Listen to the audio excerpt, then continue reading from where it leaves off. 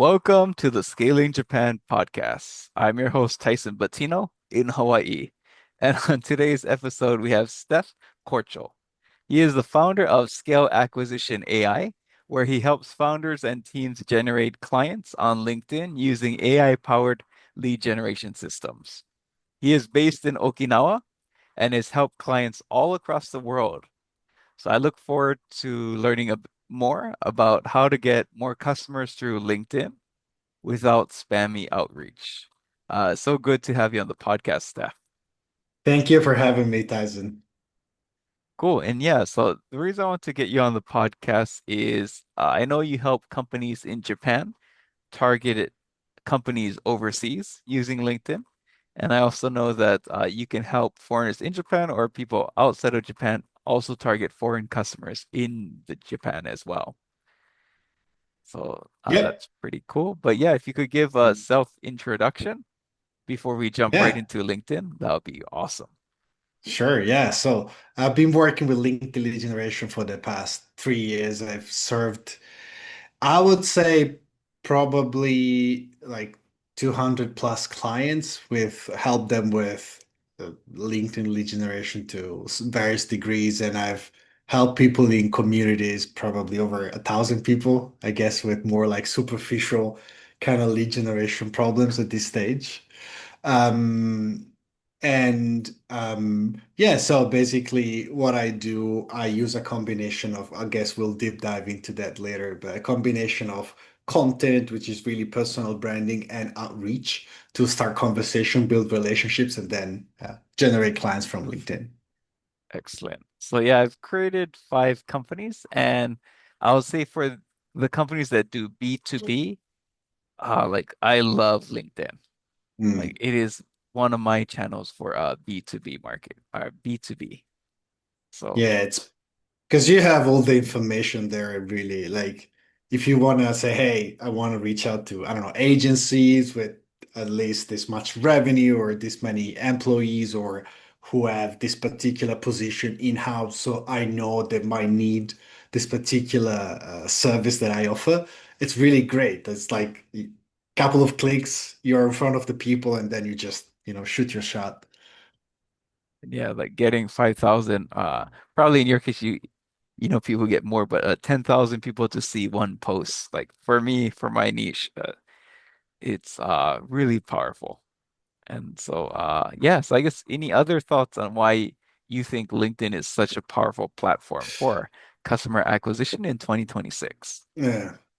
That's a good question. So again, B2B for the B2B space, unless you are, let's say, targeting, for example, restaurants, that I don't think I have never targeted that specific ICP on LinkedIn. But for example, unless you have a very specific demographic that they are not really interested in hanging out on LinkedIn for, get more clients for themselves.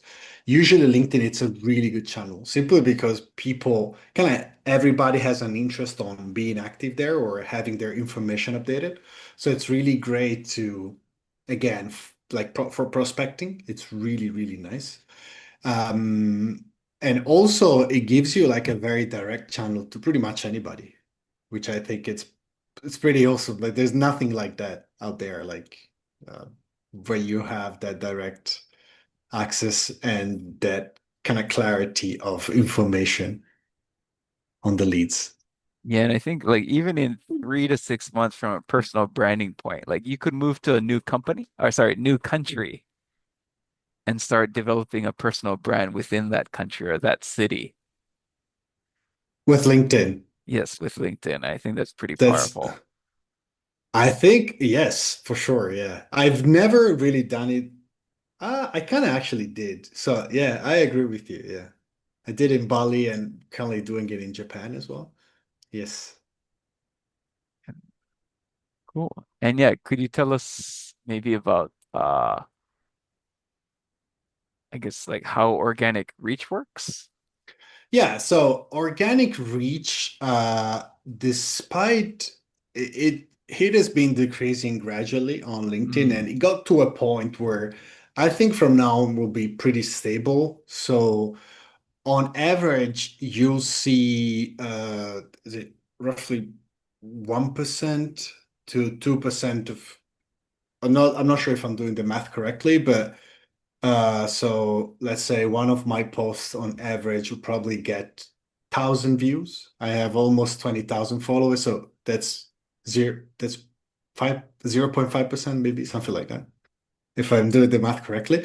But that's kind of but the thing is that it doesn't. So the cool thing about LinkedIn is that there's a lot of people in business on LinkedIn, right? So you don't need like a ton of views. Like I suppose I don't really use TikTok, but on TikTok it's really all about numbers. Like you have 1 million views. I don't know, maybe like zero point 0.0, maybe five people are aligned to what you're selling. But LinkedIn, pretty much everybody's in business, and my ICP is really broad in my specific case. But for so in that way, LinkedIn seems to be doing a good job on like showing content, probably better than the past, to the right people. That's at least kind of my feeling about it, because I know I work with a lot of creators, and some of them, Jasmine Knowledge is one of my clients, is one of the biggest creators on, if not the biggest, in terms of interaction. And I know these people's businesses are growing because I suppose LinkedIn is showing the content to it's becoming better and better at showing it to the right people. So yeah, my thought was, I think you're mentioning like, there's a lot of decision makers on the platform, and from personal experience as well, like I would just have someone say like, "Oh, I reached out to you because I heard you offer this service from this person who has Mhm. never liked or engaged in my posts." Yeah. But the person clearly knew what service I offered, and I Hmm. was like, "Oh, perfect. I don't need to Yeah. explain this person. This person already explained my service to them." Yeah. And that's one thing, which actually happens more often than not. And so many of my clients are like, "Hey, Steph, I've been following you for my past clients. Like, I've been following you for a while." When they reach out, and like, I've never seen these people before. So I suppose, LinkedIn has been showing them my content. But another thing that makes organic reach much more valuable than other platforms to me is that you can see, for example, who visits your profile. Like a lot of the Mhm. people that become end up becoming my clients, I would say I don't have data on this, but the vast majority never really interact with my content. So but they might come and visit my profile at some point, and then I can see if you have a premium account, you can see who these people are, and then you can start a conversation with them, which I think is really, really valuable. It's a warm Gotcha. conversation there. Yeah, I haven't tried it yet, but I do plan to upgrade to LinkedIn Navigator. And then I know Hmm. if you do the paid version, you can see people like, like a year back or something like that. Yeah, I don't remember exactly Exactly, how but far yeah. back, But but pretty far yes, back. yes. And yeah, so and I think another difference too is I find that I Facebook doesn't give you the data, but I assume the Hmm. impressions meaning the amount of times my post is shown to people. So like Hmm. I tend to get sometimes usually around 20 if 20 impressions per engagement. So if let's Okay. say 10 50, likes, yeah, 10 likes would equal or I'll give a bigger 200. number, but yeah, exactly. All right, 10 likes, Gotcha. maybe 200 impressions, or typically I get on my personal feed I get between 20 and 50. You Hmm. cut Hmm. In some cases I'll get 70 in rare cases depending on the post. Especially if it's job announcement. Job announcement you get a lot of impressions, but kind of based on your experience, like what is kind of the impressions per engagement that you experience I, on LinkedIn? Yeah. So for me, again, as I mentioned, I have almost 20,000 followers, like 19,350, something like that. I get around nowadays. because but also it's kind of tricky to answer this question because Yeah. LinkedIn compared to the past, now it's keeping the post alive much longer. So Oh, even good after point. a week, you might get more views. But I don't personally really go back and look at the old post very often. I would say almost never. Um, so I would say around 1,000 views, probably to be safe, maybe on average a little more. But I've seen data from shield.io, which I'm not sure if you're familiar, but it's a tool basically that helps you kind of like keeping track of the KPIs of your content specifically. And I saw that the founder posted this post that he was saying if you have between 10 to 20,000 followers, the average impression per post, it's like 1,100, something like that, or even like 900. I don't remember, but somewhere between 900 Ah, to 1,000. so getting past 10,000 followers is a big important point. Oh, interesting. Yeah, so if you go, I don't remember the name of the founder, but Hmm. shield.io, and you look at the founder, just recently he posted something like that. So if you wanna kind of have some Very, reference there. very useful for me. So I guess so yeah, I'm a hardcore LinkedIn user, but maybe for someone Mhm. starting from scratch, Mhm. what does kind of like a basic customer acquisition process on LinkedIn look Yeah. like? Yeah, so I would say like the minimum viable product will be in terms of client acquisition on LinkedIn. It's posting at least twice. I would say three is like really the minimum to if you want to grow your account. So 3 to 4 times a week, and then reaching out to people. That it's kind of like kind of a little niche specific, and also if you use automation or not. Automation not really allowed on LinkedIn, but there are many good tools that are relatively very safe. I use this like the word Rel relatively. because it's never permanent. It's never, and it's also never perfect, but they're relatively very, very safe. And also I never like heard of anybody who got kicked out of LinkedIn without at least being notified, hey, stop using your automation. So in a way, it's kind of like it's relatively safe to use automation. So I would say at least post 2, 3 times a week and reach out to maybe 5 people a day at the very least, at least 3 days a week, which is not much, but it's honestly what I'm realizing. Like if I use very, very intentional and personalized outreach that I create manually, I can easily get a 50% plus reply rate. So meaning that if you're targeting your ICP and you need to make sure these people are active on LinkedIn. So there are many ways. If they posted content recently, if you're using Sales Navigator, there is like a very nice filter that you toggle and you only see the people who have posted in the past 30 days.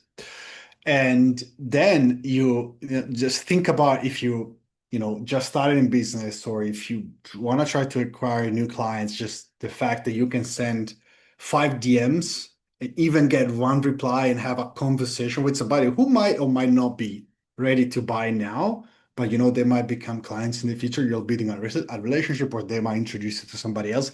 That's really powerful. If you're exploring a new market, you have a new product, or like let's say you want to target Japanese companies or internet companies that operate internationally. They're based in Japan. You're, I don't know, based in the US. You're like, how do I really start?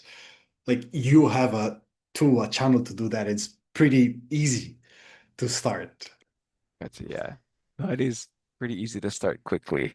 Yeah. Any thoughts on I think and profile optimization is pretty important as well, right? Yeah.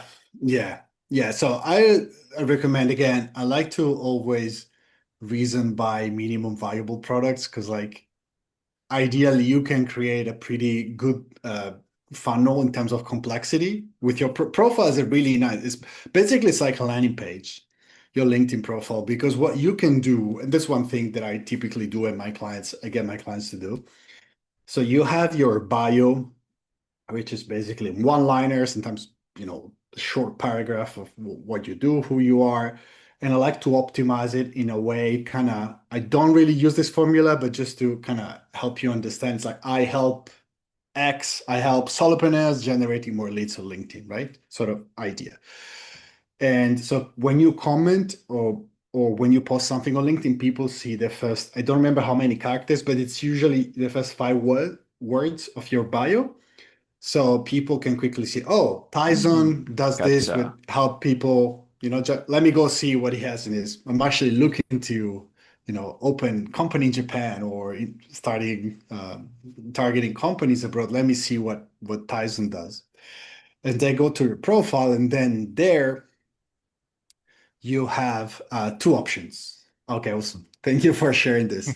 One thing I really like doing with the background image, because so the background image is your biggest, how do you call it? Like biggest It's like your estate. signboard. Yeah, it's the biggest thing. Right, I right. I hate my background. So so you don't need to No, it offend me. looks good. No, no, no, no. It looks good. It looks good. One thing I really like to do with that, it's to so you cannot click the background image is not clickable.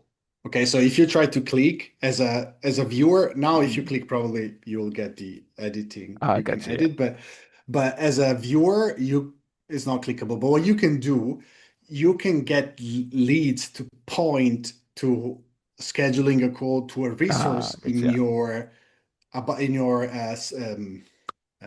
feature section, which is if you go to my account, maybe Yeah. it's Do probably that. Steph CUR. Yeah, yeah. So as you can see, there's like get the basically it's a lead magnet, get the 15-minute lead acquisition training for free in my Uh, feature section below. If they scroll down, I kept the same I see what you mean. you see, and they can click now. So it can be even just, like people to, yeah, that's more like this is more like a product, but the one next to it, it's a lead magnet basically, so people can opt in. Hmm. Yeah, and then you can, of course, if you want to overcomplicate things, there's one thing that I really love doing, and it's I stopped doing it, but basically what I did, I had a lead magnet and a second lead magnet, but to get the second lead magnet, people have to leave their LinkedIn URL. Gotcha. Yeah. And what I did, I with my AI agents, I Yeah. would validate the lead. If the lead is validated, I would send them a DM saying on LinkedIn, completely on autopilot, say, "Hey, do you want me to send the resource here?" And I think my reply rate was like 80 or 90% on that Yeah. message. So everybody will say, "Yes, send it over." And then you have a conversation with a qualified lead at that Very point. cool. And yet Yeah. also because people are responding, you won't get marked as Yeah. spam. Yeah, people are responding. You have a conversation. Once they responded once and you're giving them value, it's I mean, the majority of people will keep responding. Of course, at some point somebody might drop the conversation, but it's a really good strategy to get a really high reply rate and a conversation with a qualified lead. But I don't want to overcomplicate stuff. That's kind of more kind of evolved. So, but you can also have a kind of like a simple calendar link, say, hey, go down to schedule whatever, if you can offer like a free call or even just, like a audit call, whatever, you Hmm. can have a bunch of questions, and that's the simplest way to do it. Awesome. And Yeah. so I guess you talked a little bit about how we can initiate communication, Conversation. but I think during our private chats, I think you've mentioned that relationship building is a key focus. And can you kind of share Mhm. more? You gave some examples, but can you share more Yeah. examples around starting, nurturing, and Yeah. making an Yeah. ask? Yes. Yes. That's really what I'm passionate about. So I've been trying. So first of all, I want to start by saying I probably sent, without exaggerating, probably I'm being conservative, like 20,000 DMs on LinkedIn, something pretty crazy. And I've been trying different approaches. And what I can say is that my approach has evolved over time. So what I do when a client comes my way at first, I need to understand what kind of outreach they enjoy. Because, first of all, obviously, I need to find something that works, but also something that is sustainable for them. Okay. So at that point, I can give you a few examples according to some of the clients' work that I've done, also what I do for myself, because I found many different approaches that work. But for example, if you are one approach that I'm currently really enjoying right now, and it's very direct the way I do it. I reach out to somebody. I use both automation and manually. So I've started doing with automation as well. And I simply basically state why I am in business. Like, hey, I love connecting with people. I love creating connection between people and businesses and see everybody win. If you see anybody in my network that you feel might be a potential good connection for you, let me know and I'll see what I can do, right? I like to start first of all, because I really enjoy doing that. And so I will not recommend just copying my strategy as a way to make it work because you might after two replies that you get, you might be like, like it doesn't, I really don't want to Yeah. connect people with, Yeah, right? it's so much work, so much work. Yeah, yeah, yeah. It's something that I enjoy. So it's actually it's perfect for me, right? But so and I currently I'm doing a little bit manually, like at least 5 people manually. I use automation, kind of like I want to feel. First of all, it kind of helps me also remind myself why I am in business, like why I'm doing what I do. So kind of typing like, oh, I love connecting with people. And so it's kind of like an exercise to be intentional with what I do, and I love it. But for example, I have another client that I can give you so many examples, but this client, he has basically a company is based in Italy that helps companies get funding from the government. Okay, and he can offer a service for free that is worth maybe 1,000 euro, let's say 1,000 US dollar, a little bit more probably. It basically can help companies. Really, it's really easy for him to offer this. It's like he can help company gets fundings from the government to train their employees. And like we are getting is like our first message is like, hey, I noticed you do this. We do with AI, we validate leads and then we reach out. I noticed you do this. I can do this for you at no cost. It's something that you would like to do. And people like we're getting, I think it was I have the screenshot somewhere. I think we're like 60% reply rate, something crazy. And people will be like, yes, sure, let me know how it works. And then from there, he's a really good salesman. He's really like very charming, very positive energy. So from there, he converts many people. So that's one way that we did it. But then I had more, kind of more interesting case studies. So, for example, with this startup based in Seattle, what we did, so he basically helps. He has a SaaS that based on AI that kind of can analyze all the conversations between engineers and kind of understand what needs to be improved with developers and engineers. And so basically what we did is kind of like, hey, I don't exactly remember the starting point of our outreach, what angle, because I think we test so many different angles. But I remember clearly that one step of the sequence, the sequence was a little longer, like 3 or 4 or 5 messages. And when we stopped getting replies, we tried different kind of one angle and then another angle didn't work. The third message I remember was like, hey, by the way, I saw you doing X. Are you using Cursor? I don't know if you're familiar with Cursor, but it's like Ah, yes. ChatGPT Yep. for But to programming, right? programming, yeah. Yeah. So, and it was like, no, because we're using it and we are getting good results. It will be kind of nice to have a chat and exchange notes. And he got clients from the message simply because people were like, oh, yes, let's connect. I've actually heard about Cursor, but we haven't started using it. And simply from that message, he got clients. So Awesome. that was another way.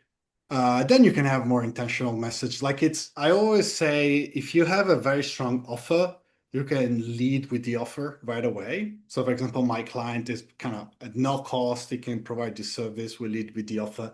But sometimes we have kind of like a more exploratory sort of question, sort of like, hey, I noticed that you have a team of 5 engineers. How do you usually go about, and just throwing something out there, like organizing meetings or making sure that everybody.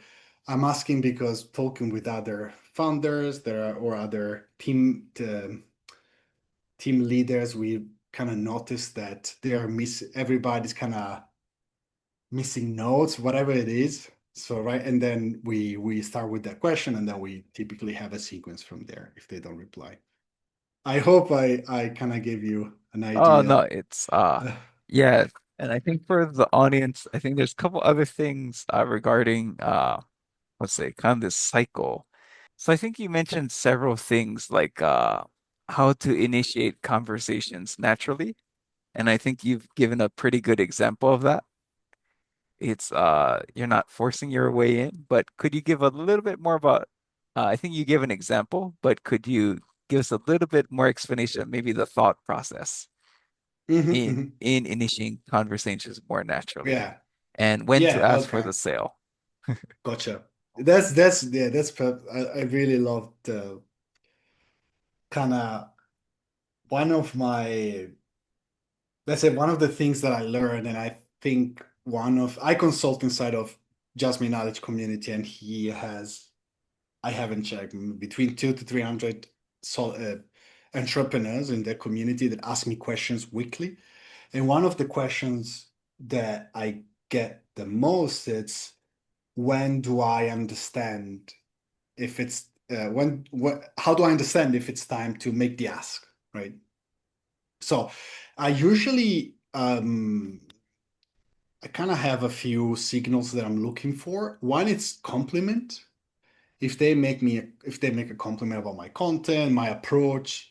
One, if it's they open up, it's kind of like they write long messages and kind of open up about their challenges, their goals, their issues, something like on that um, kind of that aspect of their business.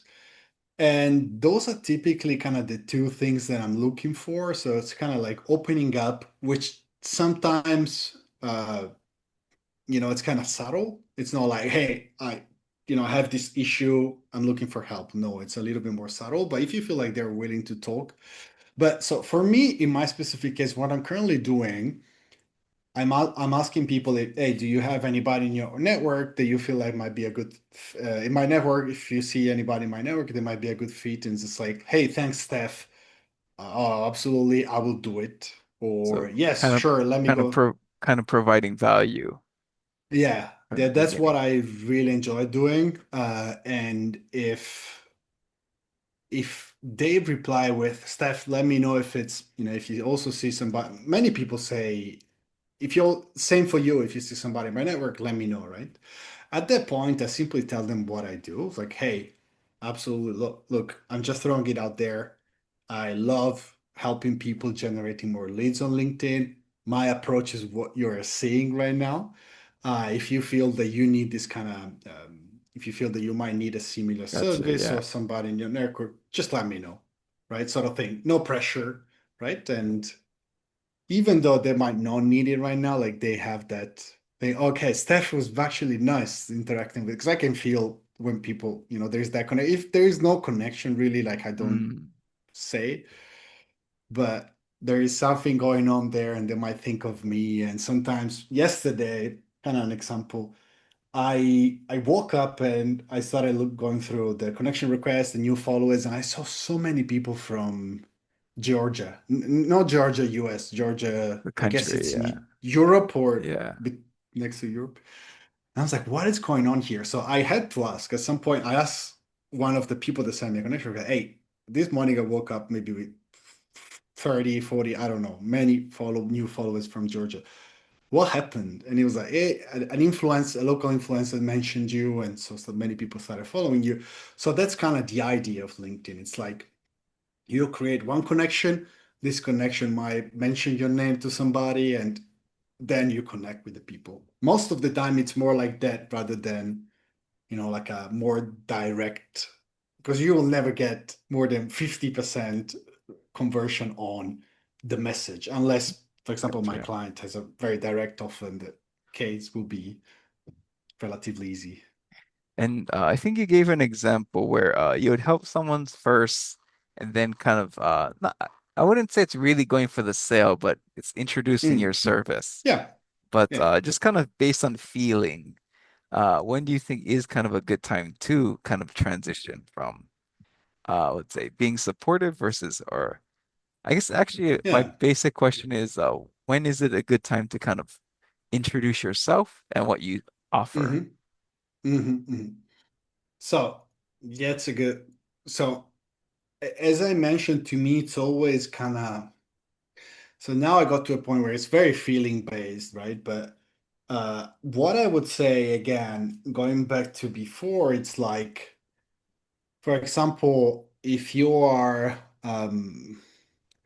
writing to people who visit your profile and you reach out and you connect with them and they make you a compliment, sometimes, hey, Steph, I really like your stuff.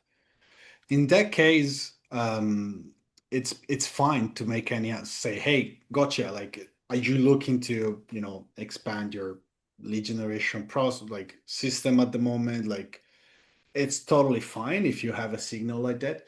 If you're doing outreach, that's a little bit when it gets more tricky, cold outreach, Mhm. because you don't get signals as clear as those. Gotcha. So, Yeah. Versus someone yeah, like wanting a lead magnet. But yeah, how do you go about maybe yeah. the code outreach? Yeah, yeah. So one thing, there are a few ways to go about it. So if you wanna do, and especially this is something that I've tested, especially I would really recommend this is when I get a client that try to understand how big is their like TAM, total addressable market, like how really is the maximum number of leads that we can target on LinkedIn. How big is that, right? That's kind of the first thing that I try to understand. Let's say in most cases when the TAM it's small, let's say 3,000 less leads, like literally maximum that we can target on LinkedIn. In that case, what I recommend doing is doing an account warm up. So commenting for at least a couple of times, but really depends on the size of the deal, the kind of the position that we are targeting, and so commenting on their post if they are posting, obviously, before reaching out, because when you reach out, you're not really a stranger anymore. Let's say even in the comments you had maybe one or two nice exchanges, then they remember you. You kind of have history. So that's one way to kind of build a relationship before reaching out, which it's really unique of LinkedIn, I would say, and it's really, really nice. Otherwise, what you can do, it really depends on, again, let's say we're not doing a direct offer sort of outreach. So we are asking, so for example, hey, I noticed that you are a founder based in Japan, and I noticed that it's kind of hard to find. I'm just throwing something out there. I know it's a big problem in Japan. I don't have experience with this, but let's say it's hard to find people who are really bilingual, like English and Japanese.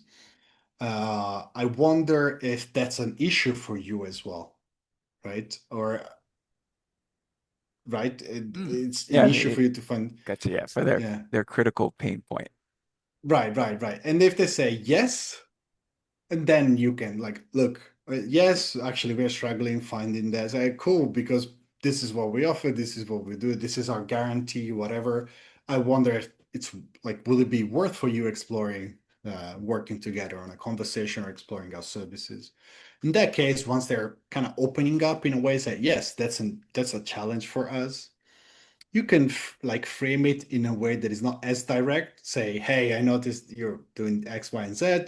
I know for people like you, it's a challenge. Not really, that's not really what I want to say, but it's like, hey, so you're a founder based in Japan. I talking with other founders based in Japan. I heard, especially working in, like, I don't know, both in Japanese and in English, it's kind of a challenge to find bilingual people.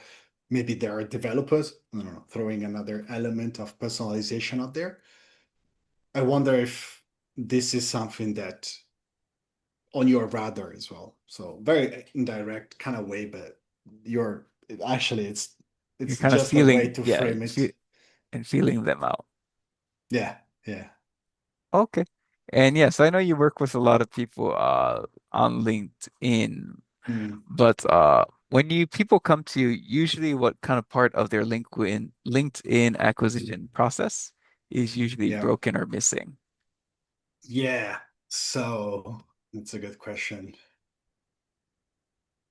Mm, I would say I haven't found, so it's very rare for me to find somebody who has a good, I guess they wouldn't come my way. Okay, so probably, but they don't have a good DM system, kind of in terms of some people, I think they do a very good job with personalization, but they don't know. It's kind of like it's easy for people to kind of turn into fan of the lead. Yeah, I really love this post. It's kind of like very enthusiastic sort of outreach, but then you kind of lose the kind of outreach goal that it's like, hey, it depends what kind of outreach you want to do. But anyway, to kind of like present yourself as a peer of the person that you're reaching Hmm. out to. Gotcha, yeah. So the DM framing, I think it's one of the Uh, biggest issues that people have. It's either Interesting. too direct, too they talk too much about about themselves. That's very common. Um, Prospecting can be off, but not really that they're not reaching out to the right people. But most of the times, I have one of my agent automate leads, and unfortunately, sorry, automates prospecting, like literally finding good leads that fit your ICP.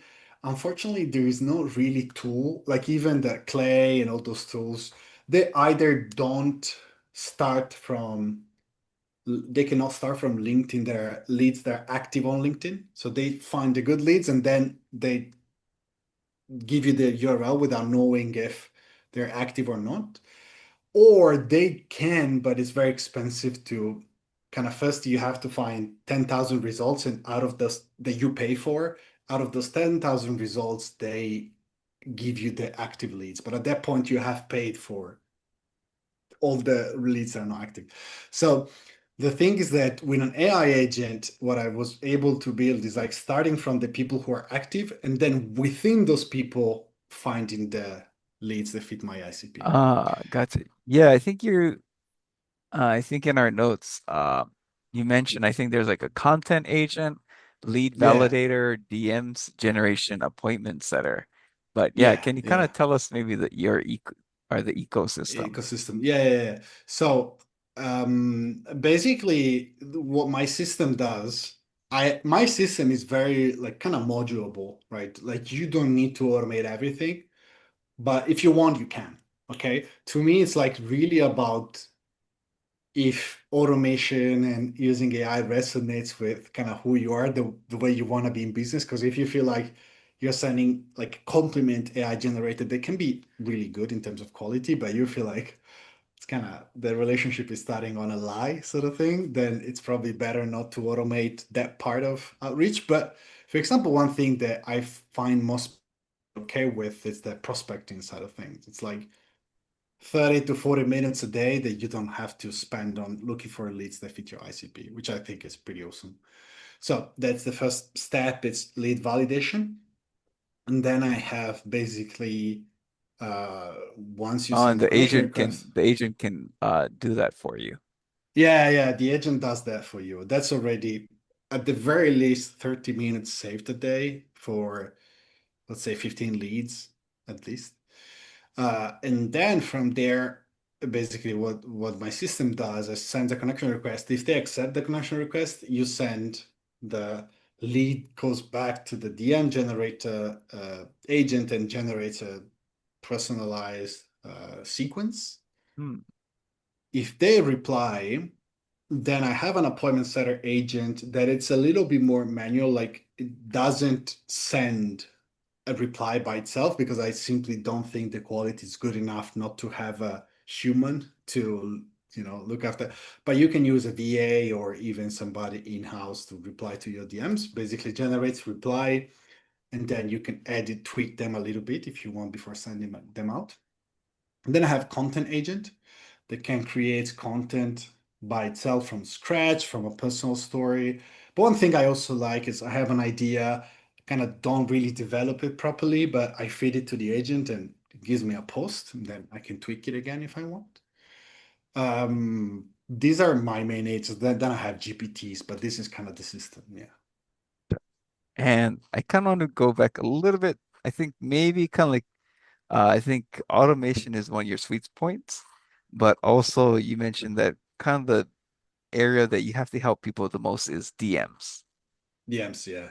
And you gave some good examples, like talking too much about yourself, not asking Yeah. enough questions.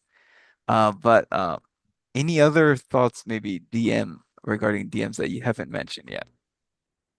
Okay, so maybe I'll give a, I mean, yes, in a way. So one thing that I kind of all my DMs after I receive a reply,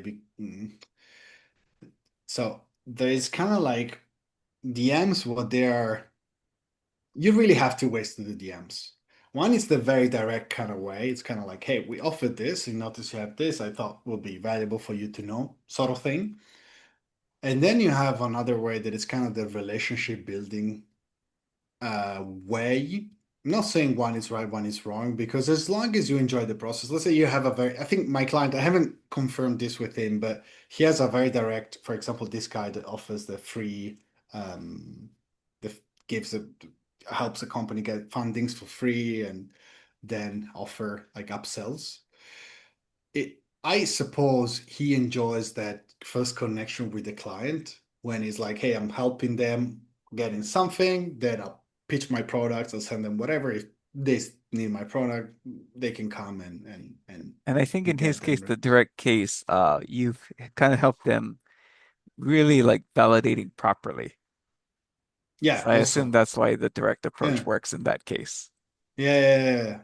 Yeah, you're kind of start to know more about that. And if you want to reach out again, you have like much more knowledge, you have a relationship, like you can pinpoint to a specific, yeah, you told me that, I don't know, maybe in October they will go, they need to go look for more fundings, right? You can reach out, say, hey, have you started look for funding? How's that going? Sort of thing, right? So you can resume the conversation. Um, And the second type, I think you're going to go into. Second type, yeah, the more kind of, let's call it social selling or the way relationship building. In that case, the important part, and I think that's very important in my space, because my space is very, I do lead generation, right? But people might not be ready now to generate more leads, but they might become ready in the future. They might talk with somebody else about my services. So for me, it's kind of, and there are so many people that offer my services. But for me, the differentiation that I like to have is kind of like it's the relationship with the people, right? So for me, what I want to do, I want to make sure that I'm building a relationship with my DMs. So for me, one of the things that I always say, it's kind of like the relationship building, it's the in the acknowledgement part of the DM, which is like the first few lines when they reply to your previous DM or you personalize your DM and you like show kind of empathy, you show that you're listening, you show that you've done research. That part, it's the part which might be doesn't really have any strategy, any structure, but it's like the part where you build the relationship that I think is really, really important. And so I think, yeah, kind of going back, pretty much where it really starts is making sure you really understand and validate your ideal customer profile, your Mhm. ICP. But Yeah, very important. Yeah.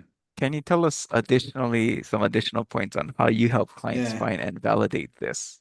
Yes. So this is actually another topic that it's more like I would need to understand what the lead is offering, but in general, what the sorry, my client is Yeah. offering to kind of pinpoint, but I give you like a few spaces where you can go find for leads. So one is Sales Navigator. Sales Navigator has really nice filters on regarding um, so you have two ways to use Sales Navigator. You have the accounts, so you can look for companies with certain characteristics.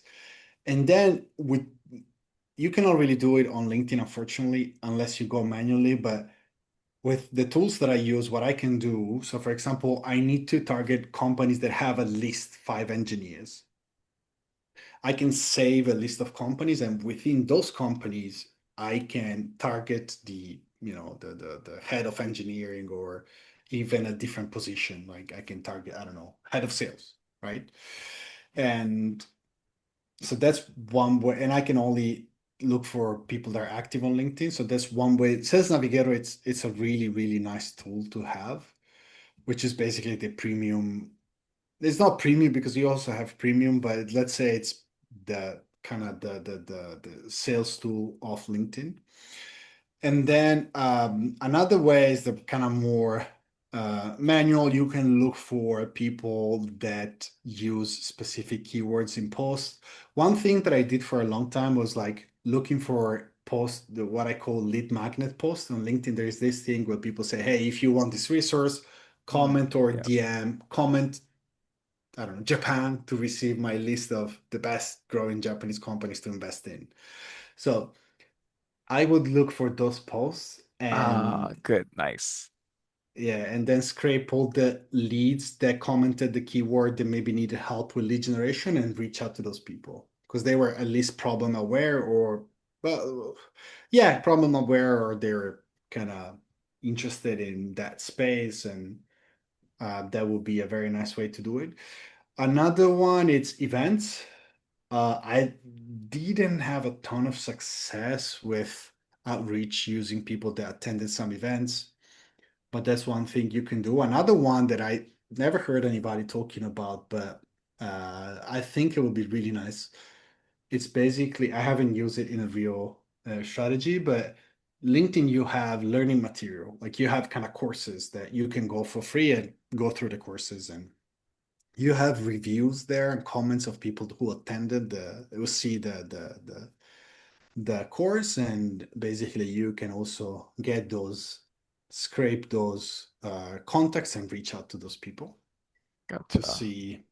That's another way, but there are others, but yeah, you can scrape the followers of, I know, for example, in the um what was that investment space, I had a client where we would did this, but basically a lot of people, you can hide your followers. So if you in that there are some spaces where the followers or the connection of a certain people can be leads. It can be people interested in Ah, gotcha. Yeah. yeah, Target the followers of someone who, let's say, people who fit your ICP will probably follow them and maybe have people. and may have engaged on their post or something.